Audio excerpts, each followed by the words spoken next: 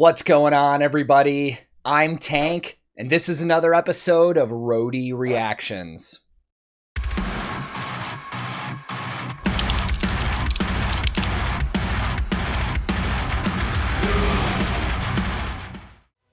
In today's reaction, we're going to be checking out the latest music video from our favorite Swedish metalhead historians, Sabaton. Now, this music video released the same exact day as their new album came out. And if you're not aware, their new album is called The War to End All Wars, and it came out on March 4th, 2022 from Nuclear Blast Records.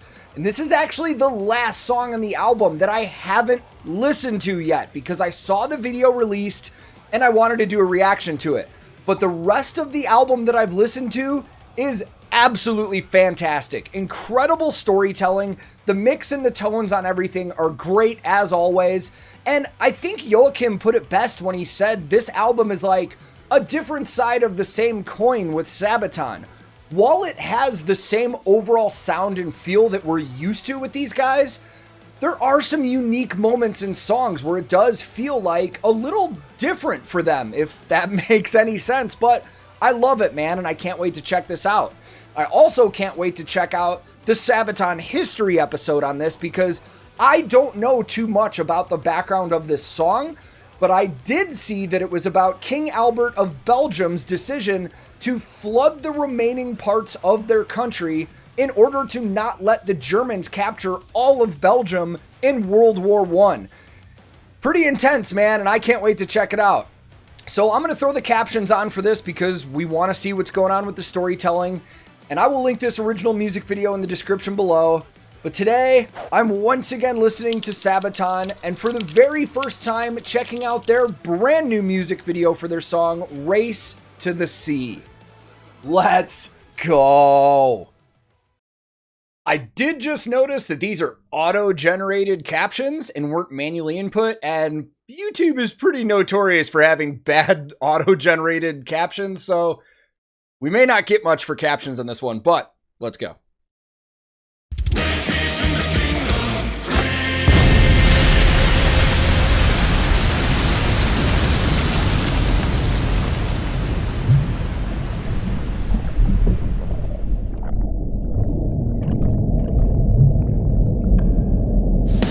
As the Nordstück falls and the battle horn calls, our lives would never be the same.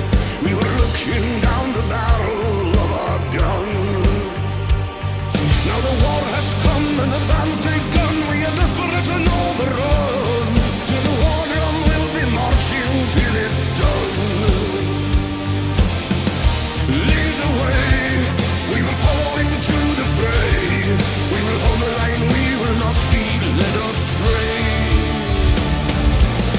For king and for country, we are flooding the river. Our standard answer will be the end of the race to the sea. The last piece of Belgium's free. We're keeping a slipper, a cog in the war machine. October of 1914. Okay, so captions aren't doing anything. Let's just turn them off. I was trying not to laugh because I just kept seeing a thing that said music. And I think at one point it only caught the word now. Okay, so I will fully admit going into this video, while nobody told me what it was going to be, a lot of people were leaving comments saying that they can't wait for me to check this out because they want to know about what water damage can do to instruments. Makes sense. We're going to talk about that. I just want to see more of this. All the gear that we're seeing is the same stuff that they use in a lot of their videos. So if this is your first time checking out one of my videos reacting to Sabaton, I've got about 25 other ones where I talk about their gear in depth and stuff like that that you can check out. But today I want to save that time for the water damage aspect later because that probably will take a few minutes and we're going to talk about it. But I love this, man. Such a huge chorus. And like a lot of other Sabaton stuff, that chorus is reminding me of another Sabaton song, and I can't put my finger on it right now. But I also like how it's structured. I wasn't counting in my head, but I feel like we were going from like 4/4 to 3/4 at one part or something. I'm going to count it again when I hear the chorus. I could just be an idiot, but who knows? Let's keep going.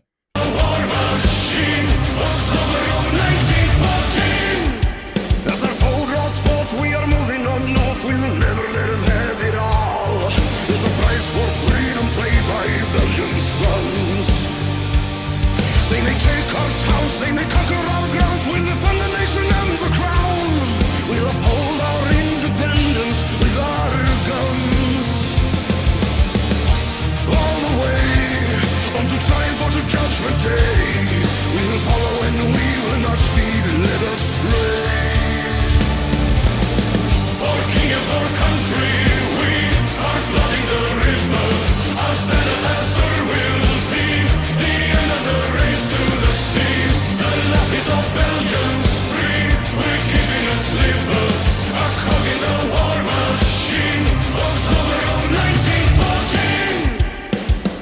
Okay, so we did have a little bit of a change there. To me, it sounded like 4/4 to 3/4 in the first part of that chorus, which I think is really cool, and they've done that before in other stuff.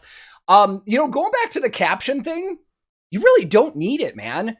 Joachim's voice is so good in terms of his, like, how articulate he is when he sings, that I never really need lyric sheets or anything with Sabaton's music. I can fully understand everything he's saying, which is great for people that are listening for the first time. So I love the video. I just think the imagery is great, especially when it comes to the topic of the song. I love that they've thrown some pyro in addition to all the water effects and stuff going on. But let's talk about this water scenario here, because this is pretty interesting, man. There's a very good chance that these guys trashed most everything you're seeing in this video just to do this actual video. They might not have, but there's a good chance, and I'll explain, and I'll give you a little bit of my experience with water damage with stuff too. So, being submerged in water like this, and their guitars are being covered in water, water affects different kinds of woods differently. There are some types of woods that can get damaged easier. I think if I remember right off the top of my head, like any guitars that are made out of spruce or cedar or anything like that, those are like high chance of being damaged even just with a little bit of water. But there are some kind of woods that have more water resistance to it. Mahogany is one of them. There are a lot of guitars that have very popular body styles with mahogany. But water resistant does not mean waterproof. It just means they can take on a little water before the wood itself gets structural damage to it. But with this, you got to keep in mind, man, they probably took an entire day filming this. So I don't know how long they were actually submerged in water with those instruments. But the problem with water damage with guitars is that once the damage sets in, that's done. Like, you can't fix like warping and water damage to a guitar. The tone is affected. The wood could warp enough that stuff on it snaps and stuff like that. And then we've got the electronics that are in the guitars and the hardware on it that could corrode and stuff like that. So I would really love to know, and I wish I would have saw this before I interviewed Hannes recently for my new podcast, because I would have asked him about this. I would love to know if they had replicas built or just used other guitars that they had sitting around that they didn't mind ruining, or they did have their crew on standby with like hair dryers and microfiber cloths and stuff like that to just try and salvage what they could after the filming of this. And you got to look at like Hannes's gear. All those cymbals taking on all that water, that's got a high chance of corrosion if you don't get to that and dry it off quick enough. Drums are made out of wood as well. The shells, that's going to warp the shell. I mean, this is crazy to me. I mean, in my experience of touring, I've never had an instrument submerged in water like this. But we've definitely done outdoor shows where we've had like storms come in, like monsoons, that I've had gear get soaked by rain and has been destroyed, like cannot salvage it. At the same time, I have had instruments that I've been able to salvage. You know, I remember one time we had a keyboard that was plugged in that got severely wet, and we were able to fix it. You know, one of the big things with electronics is that when it's wet, you never want to really turn it on or off. If it's already off and it gets wet, don't turn it on. Unplug it, dry it out. You know, that's your best chance. But if it's already turned on, same thing. Keep it on and don't unplug it, because you don't want that power source, you know, being cut on or off. Otherwise, the water in there is going to ruin it. Man, I want to talk to these guys again now, because I would really love to know how the gear handled this video. Damn. Okay, let's keep going. So Belgians free, we're keeping a sleeper, a cog in the war machine, October of 1914.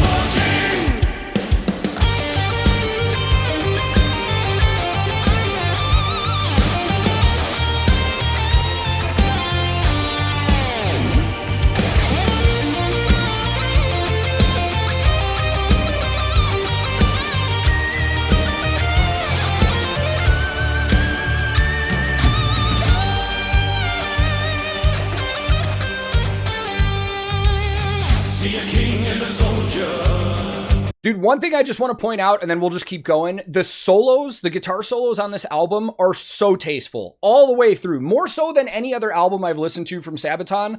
The guitar solos on this album are just so good in terms of like the feel and just tastefulness, man. I love it. See a king and a soldier fighting shoulder to shoulder. See a king and a soldier fighting shoulder to shoulder. He overruled his commanders. He made a last stand defenders. We see a king and a soldier fighting shoulder to shoulder to keep the last piece of Belgium free. Oh, man.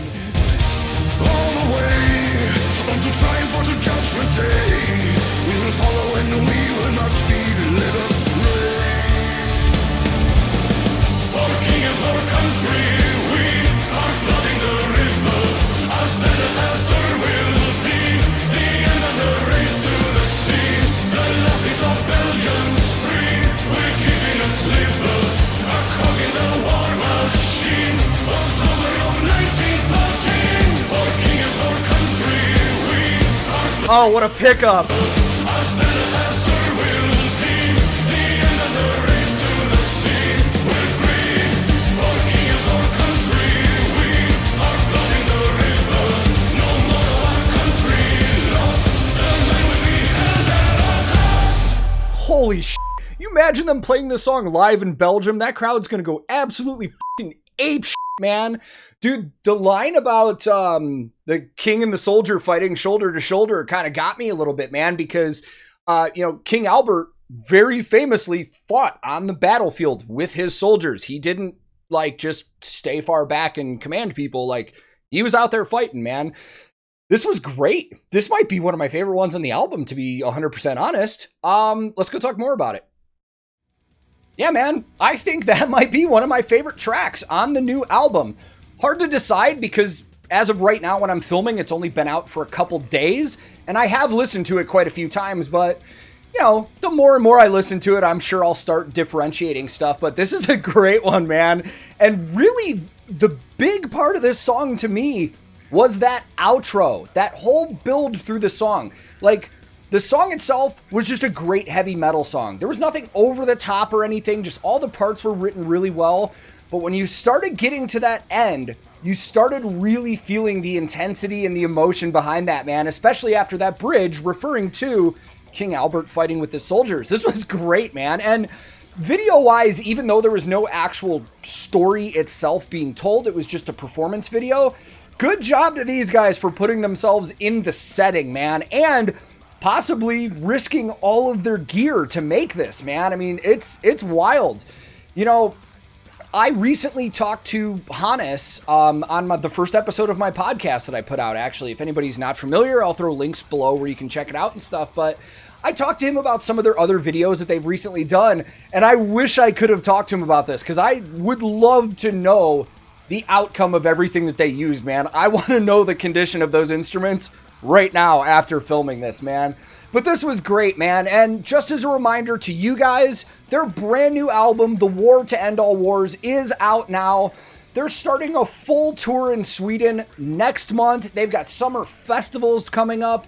And then I'm sure they're going to reschedule their European headlining tour as well. So be on the lookout for that. I enjoyed it. I hope you guys enjoyed it. Thank you very much. If you want to subscribe to the channel, go for it. If you want to like the video, thank you. If you do both, I appreciate it a ton, but most importantly, thank you very much for your time and thank you for watching. I'm on a ton of different social media. I have a Discord server a lot of us hang on. I have a Twitch that I stream on. So if anybody's interested in any of that kind of stuff, I'll throw links in the description below. My handle on everything social media is @TankTheTech. Thank you so very much for watching. I will be back very soon with another episode of Roadie Reactions.